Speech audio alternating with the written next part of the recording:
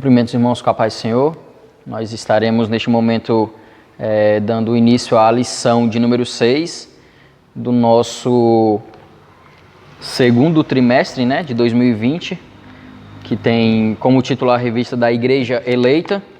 E a lição de número 6 tem o título A Condição dos Gentios sem Deus. Nós vamos falar hoje sobre um tema que fala sobre os gentios. O texto áureo está em Efésios, capítulo 2, versículo 11, diz o seguinte: Portanto, lembrai-vos de que vós, noutro tempo, éreis gentios na carne, e chamados incircuncisão pelos que na carne se chamam circuncisão, feita pela mão dos homens. E o nosso texto bíblico em classe está no mesmo capítulo, que nesse tema, nessa lição, a gente está estudando sobre a carta de Paulo aos Efésios. E o texto bíblico em classe é o versículo 2, o capítulo 2, versículo 11 e 12, e também Romanos 4. Vamos fazer a leitura. Portanto, lembrai-vos de que vós, no outro tempo, ereis gentios na carne, e chamados incircuncisão, pelos que na carne se chamam circuncisão, feita pela mão dos homens, que naquele tempo estáveis sem Cristo, separados da comunidade de Israel e estranhos ao concerto da promessa, não tendo esperança e sem Deus no mundo. A outra parte do texto bíblico é Romanos 4, no versículo 12, diz o seguinte: E fosse pai da circuncisão daqueles que não somente são da circuncisão, mas também daqueles que andam nas pisadas daquela fé que teve nosso pai Abraão, que tivera na incircuncisão. Porque a promessa de que havia de ser herdeiro do mundo não foi feita pela lei a Abraão ou a sua posteridade, mas pela justiça da fé. Pois se os que são da lei são herdeiros, logo a fé é vã e a promessa é aniquilada. Amém, irmãos? Nós vamos falar de um assunto, sobre que tem dois contextos bíblicos, que fala sobre os gentios e o povo judeus, que são povos diferenciados, E a gente vai saber quem são os gentios e quem são o outro povo, que Deus escolheu. Mas antes disso a gente tem que voltar um pouco no tempo, da carta aos Efésios. A gente tem que ir lá para Gênesis, para a gente analisar a promessa que Deus fez, a um homem chamado Abraão. Logo depois do dilúvio, Deus trouxe juízo à nação e a todo o povo da terra, e depois disso ele deu outra ordem, a Noé. A mesma ordem que ele deu a Adão, ide por todo mundo, multiplicai, povoai e governem sobre a face da terra. E nós vemos que Deus, antes o povo vivia numa língua só. Todo mundo tinha uma mesma língua. Aí teve o dilúvio, veio a família de Noé, todos continuaram tendo uma mesma língua, só que teve um certo período que o quarto depois de Noé, o seu bisneto, Nimrod, ele começou a governar. Foi um grande homem, um grande guerreiro na face da terra. E ele começou a governar, fez muitas províncias e edificou uma capital, lá em Babel. E nessa capital ele começou a reunir todos os povos, todos os descendentes de Noé. Todos viviam juntos numa única cidade que ele fortificou. E começou a edificar uma torre, que ele diz: vamos edificar uma torre para que o cume chegue aos céus. Ele teve essa ideia para que, se no caso houvesse outro dilúvio, eles teriam um refúgio, Ou seja, se Deus se revoltasse, se Deus ele se voltasse contra o ser humano mais uma vez, quisesse destruir com água, eles teriam uma fortaleza, né? Então nós vemos aqui um ponto bem específico, bem comum com o antigo, né? Porque Deus destruiu a humanidade, o dilúvio, por conta da maldade do ser humano, né? Aí nós vemos aqui Nimrod tendo a mesma ideia, né? Porque se Deus ele trouxe juízo naquela época para a face da terra, para todos os homens, esperava-se que o homem a partir dali tomasse como exemplo para não querer mais se voltar para aquilo que era errado. Só que aqui o homem já tem a ideia de criar um plano de fuga, né? Que é fazer um escape, pensando ele que conseguiria, né, frustrar os planos do Senhor. Porque se ele já estava fazendo uma torre para edificar, para ser um escape, caso Deus se voltasse contra a humanidade, ou seja, ele já estava pensando que poderiam pecar novamente, e se pecassem novamente, e Deus não se agradasse, eles teriam um refúgio, né? Ou seja, o pensamento deles não era em deixar o pecado, era se pecar ter um refúgio.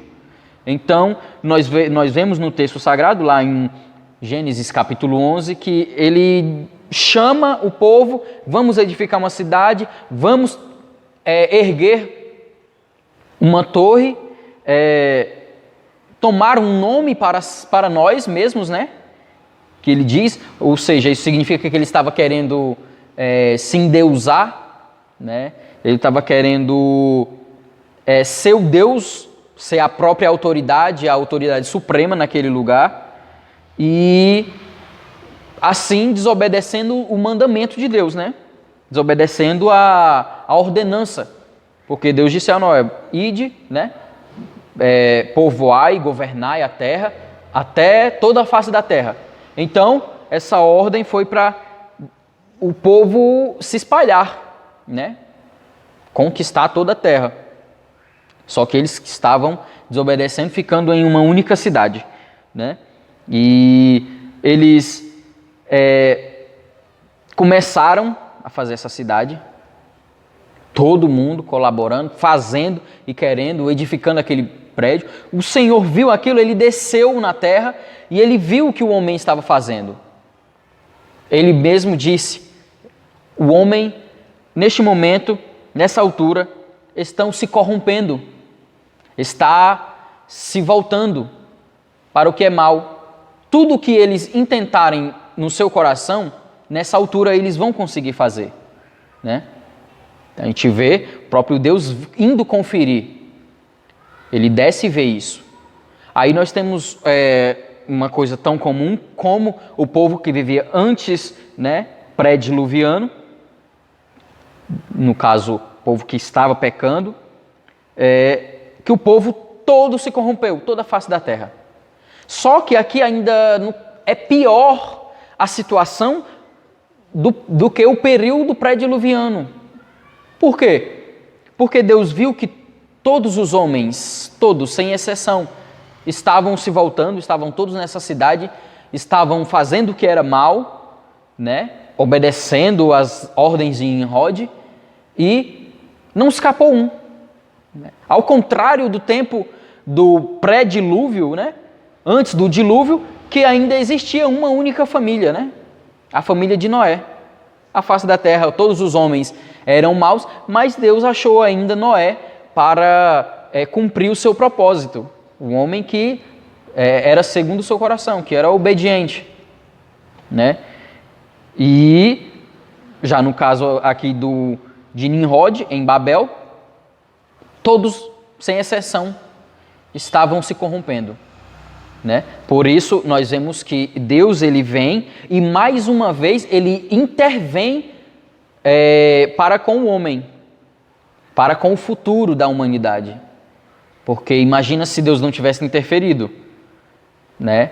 A gente às vezes pode até perceber e achar que Deus ele, né, fez aquilo, uma coisa muito, né, cruel, mas se ele não tivesse interferido, a humanidade estaria perdida, né? Então, como sempre, Deus ele vem interferindo, né? Colocando a sua mão no meio para guiar o homem, mesmo que seja pela dor, guiar para o caminho certo, né? E aqui o Senhor faz mais essa intervenção. Ele desceu, viu o povo todo fazendo o que queria, pecando, sem se lembrar de Deus. Ele vai lá, vamos confundir as línguas, vamos confundir, né? Aí desce Deus, confunde a língua de todos eles. Cada um começa a falar num idioma diferente.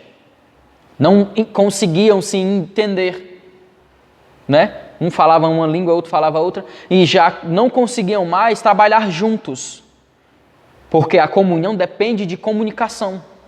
Se não houver comunicação, não tem como ter comunhão. Então o povo deixou a comunicação, não conseguia se comunicar e perdeu a comunhão. Daí o povo começou a se espalhar conforme a sua língua, conforme o seu idioma, o povo foi se dividindo, né? Então a gente vê Deus fazendo essa intervenção. Logo a gente percebe que cada um foi para um lado, né? Eles começaram a procurar quem era que eles conseguiam falar com o seu idioma, não era todo mundo. Com certeza, né? A gente pode imaginar que isso demorou algum tempo para um certo grupo de pessoas conseguirem se achar falando a mesma língua, outro grupo conseguir se achar, né, falando outra língua. Então, foi o que aconteceu, né? Cada povo, pouco de gente que foi se encontrando falando a mesma língua, começou a se dividir pela face da terra, né? Aí a ordenança de Deus se cumpriu, né, de uma forma ou de outra, porque quando Deus ele fala, tem que acontecer.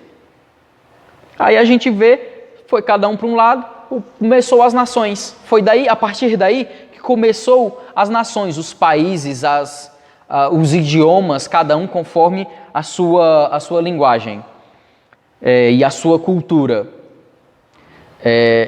Mas tem um porém, todos eram maus, todos eram rebeldes.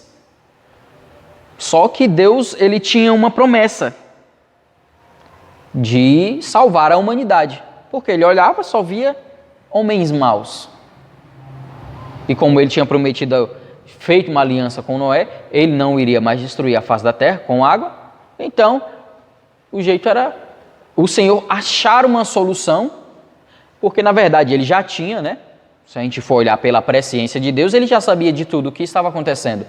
Mas Deus, ele viu que todos os povos se dividiram na face da terra, mas todos os povos ainda eram rebeldes. Todos eram rebeldes. E aí, como o Salvador, né, como ele ia enviar o seu filho para nascer no meio de nações rebeldes?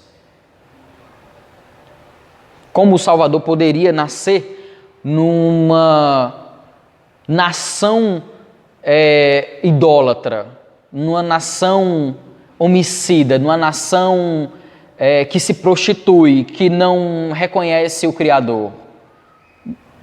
Jesus não poderia nascer numa nação dessa, num povo desse, numa família dessa. Aí Deus ele viu, ele procurava na terra e ele procurou alguém que obedecesse, que fosse obediente. Aí nós vemos, aí começa a história de Abraão. Quando ele chega e fala para Abraão, sai da tua terra, sai do meio da tua parentela, da casa do teu pai e vai para um lugar onde eu te mostrarei. A partir desse momento, a gente vê o Criador que tinha separado as nações, que tinha arquitetado todo aquele plano, procurando um plano para cumprir a sua promessa que ele tinha feito lá no jardim. Porque quando o homem pecou, voltando um pouco lá no jardim, a promessa que Deus fez à mulher, que da semente dela haveria um que iria pisar na cabeça da serpente, né? Então, Deus tinha que cumprir essa promessa para trazer salvação à humanidade, porque senão, se deixasse, o povo ia continuar se corrompendo e não ia ter salvação.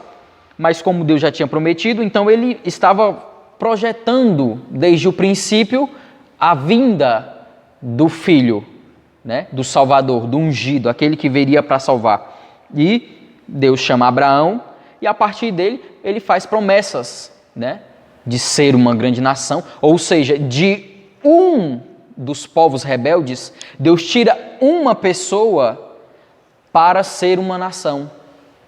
Deus tira lá de Ur dos Caldeus, tira Abraão para ser uma nação diferente, ser um povo específico, né? Tanto que é uma promessa que ele fala e que ele chama a nação lá no Monte Sinai para ser os sacerdotes do rei, ser uma nação santa, um povo eleito, propriedade particular, né? Deus chama todo Israel para isso. Nós vemos Deus convocando, Deus já tinha escolhido, o povo já tinha se multiplicado no Egito, Deus leva o povo lá para o deserto, o Monte Sinai, e faz essa proclamação, né? Aí Deus já tinha um povo, uma nação diferente, uma nação específica para poder cumprir a missão de enviar o Salvador. Aí o Salvador já viria numa nação escolhida por ele, criada por ele, não uma nação qualquer que se corrompeu. Porque se caso alguma dessas nações lá de Babel, algum povo específico não tivesse se corrompido, Deus teria escolhido, né, essa nação. Mas como todos se corromperam, aí Deus teve que botar um plano em prática, né, para fazer uma nação, para de lá vir um povo, para de lá vir o Salvador. Então, nós vemos que Deus arquitetou tudo isso para salvar a humanidade. Então nós vemos aí já o início das nações, dos gentios, né? Nós vimos todos uma trajetória de como foi que as nações, que os gentios começaram e de qual o momento em que Deus ele separou, né? Porque no princípio era todos gentios, mas Deus escolheu Abraão para fazer uma nação, levantar uma nação no meio de nações, né, para ser um povo específico. Aí, essa nação que ele levantou, né, dos filhos de Abraão, a nação, né, que a gente conhece como os hebreus, como os judeus. Os outros todos são gentios.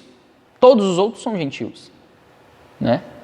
A gente observa que somente uma nação é uma nação eleita. As outras são gentios, conhecidos como os gentios. Nós vemos então algumas características que diferencia das nações para os judeus, né, para os hebreus, dos filhos de Abraão, né? Primeiro, porque Deus escolheu o povo hebreu, escolheu Abraão, e ele fez essa nação, né, dos escolhidos, né, dos judeus, surgir de forma milagrosa, porque Deus escolheu um homem velho, a qual a sua esposa também já era idosa, né, já tinha cessado o costume das mulheres, era estéril, não tinha como ter filhos, por isso que não tinha tido nenhum. Aí nós vemos que Deus ele escolheu especificamente Abraão e sua família, né, sua esposa e o pessoal, todos que foram com ele. Por quê? Porque se é uma nação diferente, ela tinha que surgir de forma milagrosa. Então, a gente vê que Sara deu à luz sendo estéril. Deus fez um milagre, né? Isaac nasceu de forma milagrosa para poder surgir uma nação que fosse seguir o projeto de Deus. Teria que começar com um milagre, logicamente, né? E a gente vê que nasce ela de forma milagrosa, e nasce Isaac de uma mulher já idosa, né? Sua mãe Sara, e estéril, que não poderia ter filhos. Aí nasce Isaac. Isaac cresce e se casa, né? E também de forma milagrosa ele se casa com Rebeca, que também era estéril. Não podia ter filhos. Aí Deus também faz de outra forma milagrosa para ela gerar filhos e gerou 2, né? Aí são duas, é um milagre duplo, porque uma mulher estéril gera gêmeos. Aí nós já vemos Deus fazendo de obras milagrosas para poder fazer o povo dele aparecer. Se a gente for olhar com o entendimento humano, a gente não consegue compreender o que Deus fez, né? 2 mulheres estéreis tiveram filhos e uma delas foi gêmeos, né? É a primeira vez que a Bíblia relata de gêmeos naquela época. Como era um parto muito complicado, um dos bebês, consequentemente, na maioria das vezes, poderia chegar a morrer. Principalmente se fosse o mais novo, né? O último a sair. E nós vemos lá em Isaías 43, se não me engano, Deus ele fala que eu escolhi, ó Jacó. Deus escolheu a Jacó, amou desde o princípio. E Jacó era o mais novo.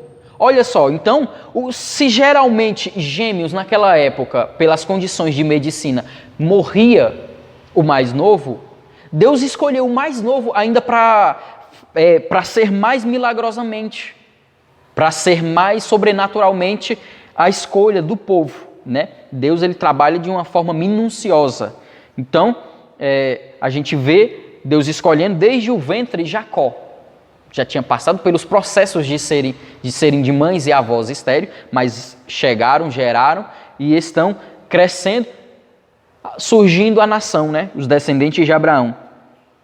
Então, aí a gente vê o povo crescendo e Deus chamando lá no Monte Sinai para ser uma nação particular, única, privada, né, de Deus, para não se misturarem, né, muitas das leis, das ordenanças, dos mandamentos que Deus colocou lá no Monte Sinai, através de Moisés, foi para o povo não se misturar com os gentios. Por quê? Por causa das suas crenças, do seu paganismo, por causa dos seus costumes que eram maus. Deus queria um povo diferente, que tomasse um rumo diferente, né? Então a gente vê, a gente tem até o exemplo lá em Gênesis 34, né, na parte quando fala que os filhos de Jacó, né, tem uma filha chamada Diná, Jacó tem uma filha chamada Diná, e ela se envolve com um gentil, um heveu, né, Amor. Aí os filhos de Jacó e Jacó vão de encontro, né,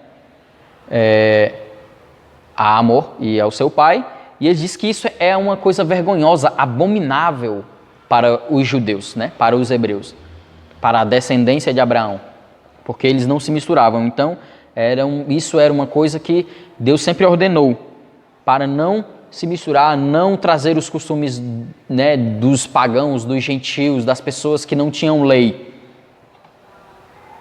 E a gente vê que Deus institui a circuncisão, né? O que diferenciava lá no princípio, quando Deus escolheu Abraão, dos outros, quando ele começou a se multiplicar e quando os descendentes de Abraão começaram a se multiplicar, o que diferenciava do povo de Abraão por gentios eram o pacto que Deus fez com Abraão, que era a circuncisão, né? Que era cortada a pele do prepúcio, né? Do órgão masculino, para fazer um sinal de um pacto. Todo o primogênito, todos os homens, ao 8º dia eram circuncidados. Tanto que a gente vê no Novo Testamento falando muito sobre os incircuncisos e os circuncisos, né? Como no texto que a gente leu, né? Dos chamados para a circuncisão pela carne e nós que somos os circuncidados pelo Espírito, né? Que já é outra coisa, né? Mas aqui é segundo a carne, segundo a distinção daquela época. Povo judeu, circuncidado. Povo gentil, incircunciso, né? Então tinha isso, para diferenciar. Nós temos também aqui que Deus, mais para frente, a gente vê Deus distinguindo 3 povos, né? Três tipos de povos na face da terra depois de seu filho. Deus fez toda essa trajetória, escolheu Abraão, fez todo esse povo, a nação judaica, para de lá vir o Salvador, né? Vir Jesus para morrer, para salvar a humanidade, para cumprir aquela promessa que ele fez a Abraão, né? Que benditas serão todas as famílias através de ti. Deus prometeu a Abraão. Então, a partir de Jesus, apareceu um tipo de povo a mais, né? Antes era só 2.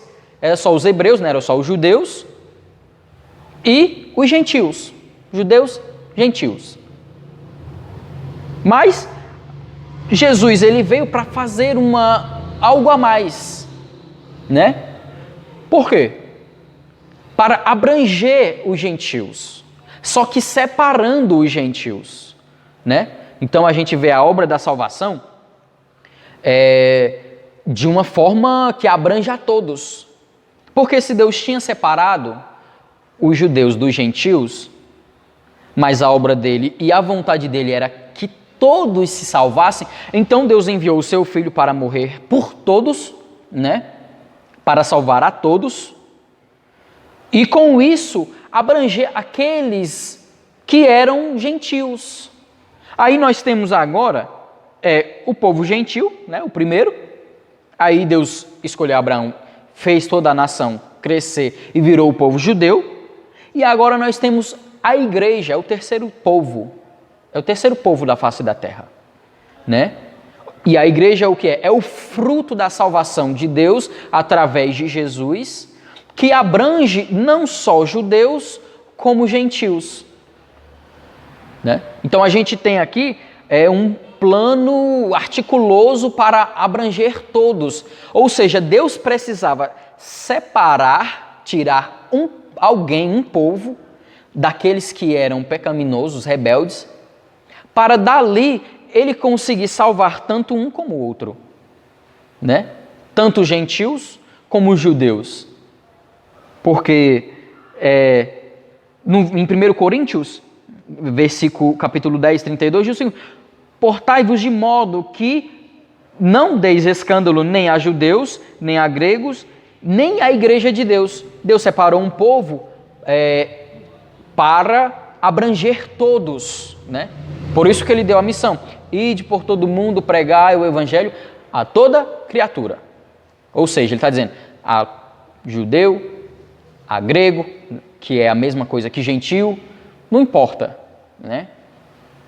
Tanto que quando ele estava conversando, nos últimos mandamentos, lá em Atos, aos discípulos, quando ele ia já subir aos céus, ele diz: fiquem em Jerusalém até serem revestidos de poder, para vocês serem minhas testemunhas.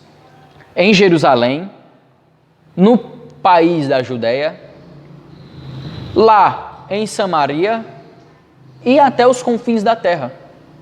Ou seja, Deus, ele fez todo esse plano para quê? Para dar essa ordem. Agora a salvação veio dos judeus, como está escrito, né? Lucas, quando vai falar sobre, lá na genealogia, no capítulo 1, ele vai falar sobre a genealogia de Jesus. Ele fala: Jesus, filho de Abraão, filho de Davi. Ou seja, especificando que a salvação vem dos judeus. Então nós vemos aqui Deus separando as nações, fazendo todo o seu plano funcionar. E a partir dali, abrangendo até os gentios, até aqueles que eram rebeldes, que viviam lá do outro lado do mundo, né? Aqueles que não conheciam a verdade. Então a gente vê o povo tendo o direito de ser chamado filho de Deus, como disse João. Todos aqueles que recebeu, né, recebeu o filho, deu-lhes o direito de serem chamados filhos, né? Mas vamos especificar um pouco como é que vive, né? Um pouco, porque o tema vai falar sobre a condição dos gentios, né? Vamos dar uma corrida aqui para a gente resumir.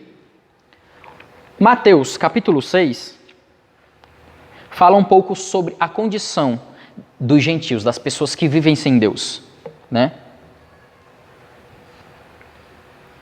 Mateus, capítulo 6, lá no Sermão do Monte, Jesus, ele dá alguns ensinamentos para distinguir, fazer um contraste com os judeus e com os gregos, ou com o povo de Deus e com as outras nações, com as pessoas que vivem com Deus e com as pessoas que vivem sem Deus.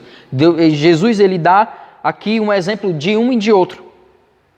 Não ajunteis tesouros, riquezas na terra. Olha só, os gentios juntam tesouros na terra, porque a traça corrói, o ferrugem como ladrão rouba.